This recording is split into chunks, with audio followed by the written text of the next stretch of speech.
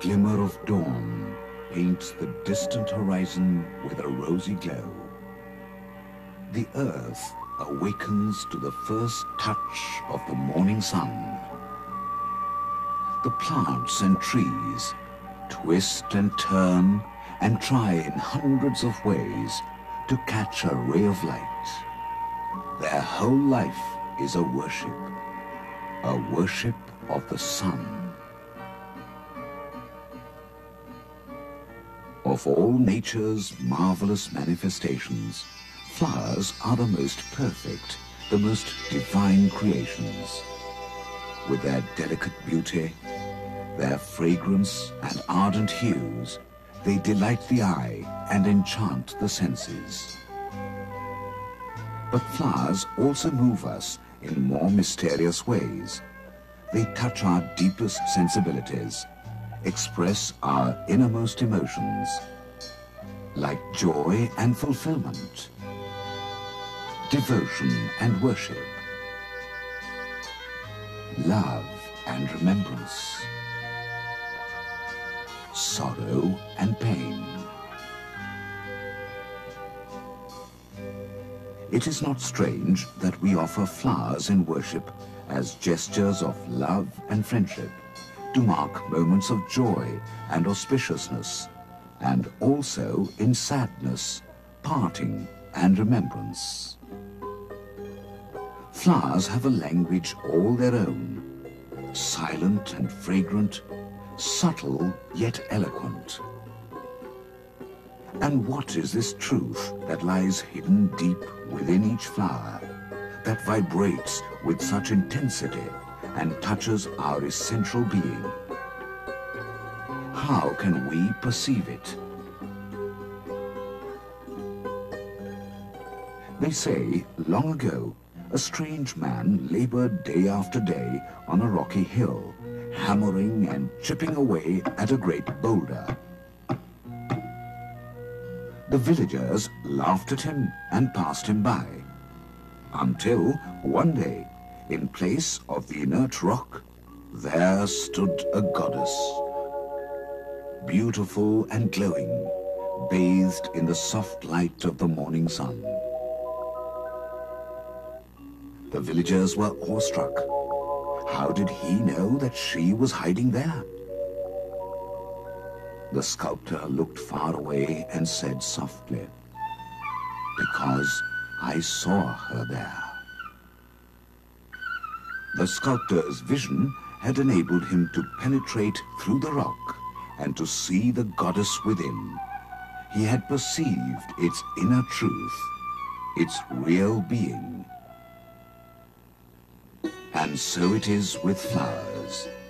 Each flower, from the simplest and smallest to the most magnificent, contains and conveys its own special meaning, its own inner truth. In the West, the fragile forget-me-not is the flower of partings, a gentle promise of lasting remembrance. In India, flowers are an essential part of worship. Every deity is offered his own particular flower, because each flower mirrors the spiritual essence of the god or goddess to whom it is dedicated.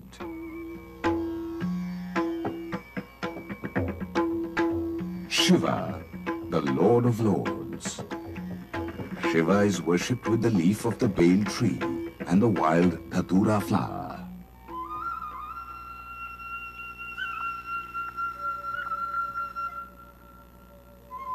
Krishna, the divine flute player, is offered the tulsi, a symbol of devotion and surrender.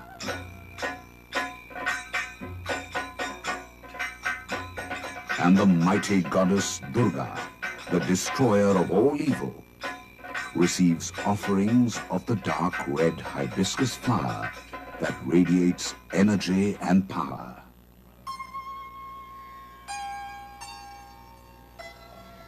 A flower may be called by different names in different parts of the world, but its essence remains the same. The sunflower, or Surajmukhi, turns its face to the sun, following its path in the sky in its quest for eternal light. The essence of the sunflower is consciousness turned towards the light. It symbolizes our own yearning for the source of all creation, the sun.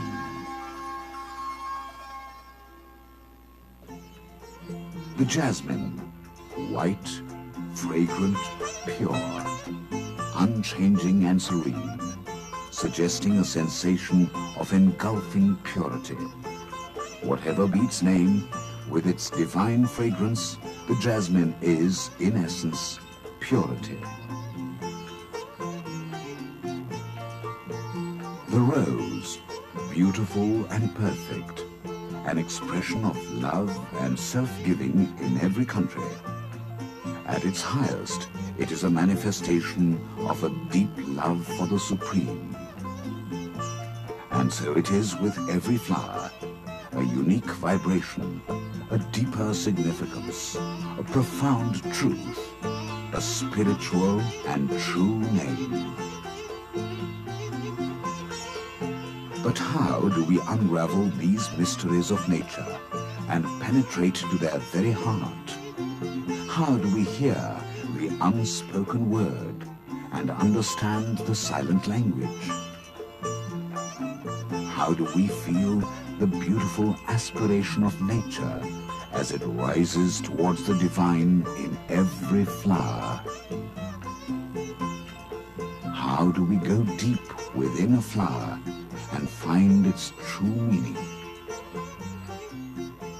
The answer is simple and beautiful.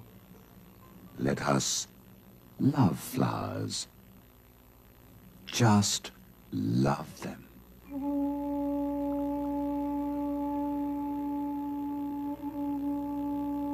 When the sun sets and all becomes silent, sit down for a moment and put yourself into communion with nature.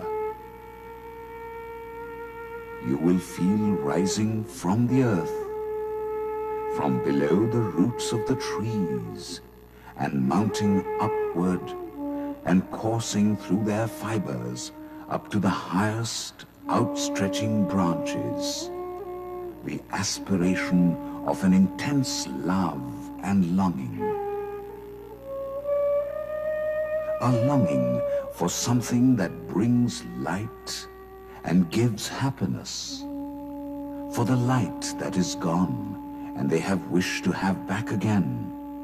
There is a yearning so pure and intense that if you can feel the movement in the trees, your being too will go up in an ardent prayer for the peace and light and love that are unmanifested here.